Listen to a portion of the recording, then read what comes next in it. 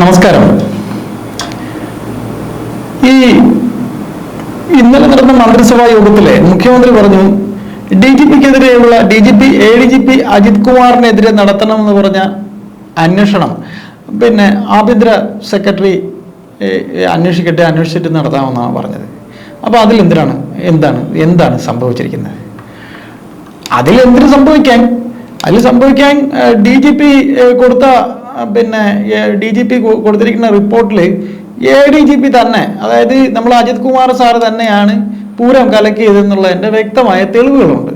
അപ്പോൾ ഈ പൂരം കലക്കലിന് ഇപ്പോൾ ഉണ്ടാക്കി കൊടുത്തിരിക്കുന്ന അന്വേഷണം എന്ന് പറയുന്നത്, ആ അന്വേഷണം ഇപ്പോൾ നമ്മളെ CPI നേതാക്കന്മാർ, ഇപ്പം ബിനോയ് വിശ്വം സഖാവ്, നമ്മളെ സഖാവ് ബിനോയ് വിശ്വം സഖാവ്, പിന്നെ ബാക്കി ഇപ്പം പ്രകാശ് ബാബു സഖാവ്, ഇവരൊക്കെ എന്തായാലും അന്വേഷണങ്ങൾ വേണം എന്നാണ് ഇപ്പോൾ അവരെ വലിയ സഖാവ് പിണറായി വിജയൻ സഖാവും കൂടെ ഉൾപ്പെട്ട അവരുടെ LDF കമ്മിറ്റിയിൽ പറഞ്ഞത്.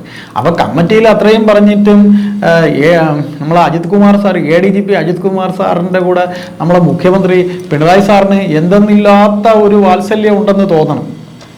അതേ ഇനി നമ്മൾ ഈ പറയണ പോലെ എന്തിനാണ് കാരണം എന്നുള്ളത് നമുക്ക് മനസ്സിലാവണില്ല. എന്തൊക്കെയോ പ്രശ്നങ്ങൾ ഇതിൽ അജിത് കുമാർ സാറിനെ രക്ഷിച്ചു നിർത്താനായിട്ട് പിണറായി സഖാവ് ആലോചിക്കുന്നുണ്ടോ എന്ന് സംശയിക്കുന്നുണ്ട്. അപ്പോൾ ഈ അന്വേഷണം വന്നു കഴിഞ്ഞപ്പോഴത്തേക്ക് നമ്മുടെ ചാനലിൽ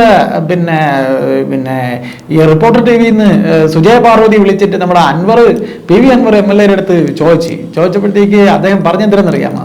അങ്ങനെ പറഞ്ഞത് 2024 ഏറ്റവും വലിയ തമാശയാണ് ഈ അന്വേഷണം എന്നാണ്. അതായത് പൂരം കലക്കിയൽ സംബന്ധിച്ചിട്ട് ഈ ADGPക്കെതിരെ ഇപ്പം പൂരം കലക്കിയത് ADGP ആണോ അല്ലയോ എന്നുള്ളത് DGP കൊടുത്ത റിപ്പോർട്ടിൽ ഒരു സംശയത്തിന്റെ പുറത്ത് മുഖ്യമന്ത്രി ഇപ്പൊ ഇത് അന്വേഷിക്കാൻ പറഞ്ഞിരിക്കണം. ഇതിപ്പോ അന്വേഷിച്ച് ഇതൊക്കെ ശരിക്കും പറഞ്ഞാൽ എന്താണ് വെറുതെ കണ്ണിൽ പൊടിയിടുന്നതല്ലേ?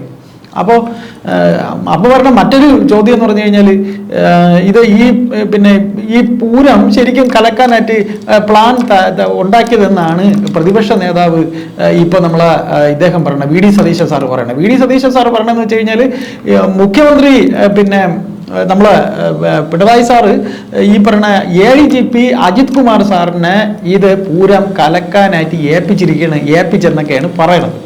അപ്പോൾ അതിന് എന്തെങ്കിലും തെളിവുണ്ടോ?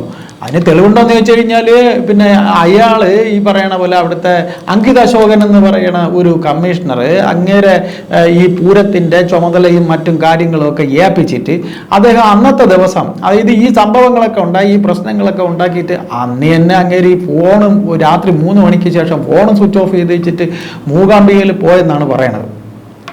അതുമല്ല അത് കഴിഞ്ഞ് ഇപ്പോൾ വേറൊരു വിശേഷം എന്ന് പറഞ്ഞു കഴിഞ്ഞാൽ ചാനലുകളിൽ ഇപ്പം മുരളീധരൻ, നമ്മളെ പഴയ നേതാവ് മുരളീധരൻ ഇപ്പോൾ വട്ടിയൂർക്കാവ് വീണ്ടും മത്സരിക്കാൻ പോകണമെന്നും പറഞ്ഞുകൊണ്ട് അദ്ദേഹം ഇപ്പോൾ അവിടെ വന്ന് തിരുവനന്തപുരത്ത് താമസിക്കുന്നുണ്ട്. അപ്പോൾ ഇപ്പം ഒരിക്കലും ഇല്ലാതെ ചാനലുകളിൽ ചർച്ചയ്ക്ക് മുരളീധരൻ വന്നുകൊണ്ടിരിക്കുകയാണ്.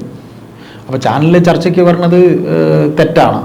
അല്ല, ചാനലിൽ ചർച്ചയ്ക്ക് വരണത് തെറ്റൊന്നുമല്ല. ചാനലിൽ ചർച്ചയ്ക്ക് വരണതിൽ എന്തൊരു തെറ്റാണ്? അപ്പോൾ അദ്ദേഹം പറഞ്ഞതെന്ന് വെച്ചാൽ മുഖ്യമന്ത്രി ഇപ്പം നമ്മൾ ഈ പറയണ പോലെ അജിത് കുമാറിനെ ഈ പൂരം കലക്കാനായിട്ട് അവിടെ അയച്ചത് തന്നെയാണ്. മുഖ്യമന്ത്രി തന്നെ പറഞ്ഞിട്ടാണ് അജിത് കുമാർ RSSന്റെ നേതാക്കന്മാരെ കാണാൻ പോയത് എന്നുള്ള കാര്യം ഉറപ്പാണ് എന്നാണ് മുരളീധര സാർ. അപ്പം നമ്മൾ പറഞ്ഞു വന്നത് ഈ പൂരം കലക്കലുമായിട്ടൊക്കെ ബന്ധപ്പെട്ട് ഇപ്പം മുഖ്യമന്ത്രി DGP കൊടുത്ത റിപ്പോർട്ട് പ്രകാരം ഇത് കലക്കി കൊളമാക്കിയ അജിത് കുമാർ സാറിന് മേലുള്ള അന്വേഷണം, അതായത് അദ്ദേഹം കൊടുത്ത റിപ്പോർട്ടിന്മേൽ മറ്റൊരു അന്വേഷണം, ഇന്നലെ പറഞ്ഞത് ആഭ്യന്തര വകുപ്പ് സെക്രട്ടറി അന്വേഷിക്കുന്നതാണ്. അപ്പോൾ ആഭ്യന്തര വകുപ്പ് സെക്രട്ടറിയൊക്കെ മാറ്റി നിർത്തിയിട്ട് ഇപ്പോൾ അജിത് കുമാർ സാറിൻ്റെ മേലുള്ള അന്വേഷണം ഇപ്പം നമ്മളെ ദർവേഷ് സാഹിബ് സാർ, അതായത് DGP സാർ പറഞ്ഞ അതുപോലെ അന്വേഷിക്കാൻ പോകണമെന്നാണ് പറയുന്നത്. അപ്പോൾ പൂരം കലക്കിയതാണ് എന്നും പറഞ്ഞുകൊണ്ട് അന്ന് നമ്മുടെ സ്ഥാനാർത്ഥി LDF സ്ഥാനാർത്ഥി സുനിൽകുമാർ സഖാവ് കരഞ്ഞുകൊണ്ടിരിക്കുകയാണ്. അപ്പോൾ അദ്ദേഹം ഇപ്പോഴും പറയുന്ന പൂരം അലങ്കോലപ്പെട്ടതിൻ്റെ പിന്നിൽ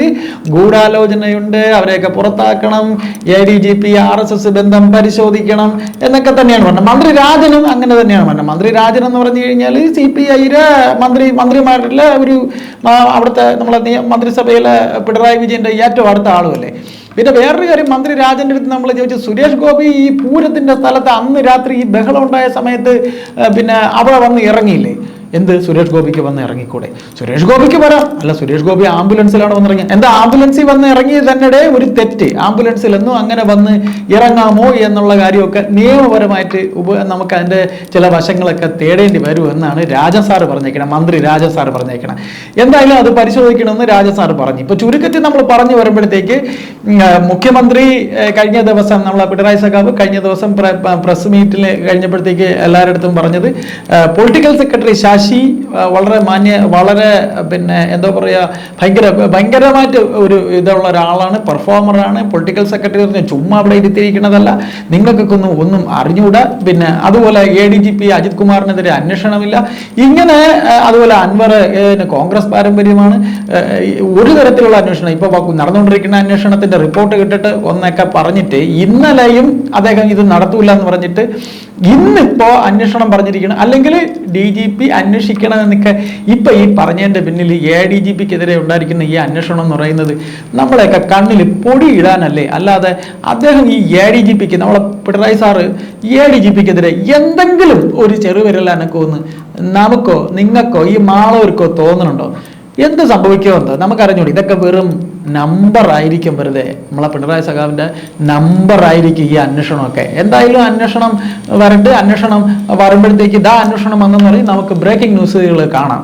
എന്തായാലും നമുക്ക് ആ ബ്രേക്കിംഗ് ന്യൂസും കൂടെ വരുന്നത് വരെ കാത്തിരിക്കുക. അന്വേഷണം വന്നു, ADGP അജിത് കുമാറിൻ്റെ മേൽ തെറ്റുണ്ട്, ADGP അനിൽകുമാറിനെ ഈ ലോ ആൻഡ് ഓർഡറിൽ നിന്ന് മാറ്റിയെന്ന്. നന്ദി, നമസ്കാരം.